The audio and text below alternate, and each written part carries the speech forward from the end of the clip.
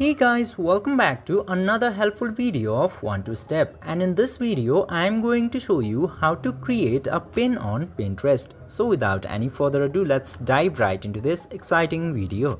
Now in order to create a pin, you just simply have to open your Pinterest application at first, and after that you just simply have to click into this create button at the bottom. And then after clicking into the create button, it will give you the option of pin and board. You just simply have to select this pin option and then just simply choose the photo that you want to create as the pin. Then after that, give a suitable title for your pin and then description. You can also add your link into here. Then after that, click to this red create button.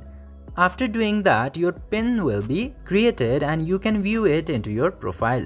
By following these very easy steps, you can easily create your pin on Pinterest. I hope this video was helpful for you. If yes, don't forget to like, share and subscribe to the channel to never miss another update. Thank you for watching the video.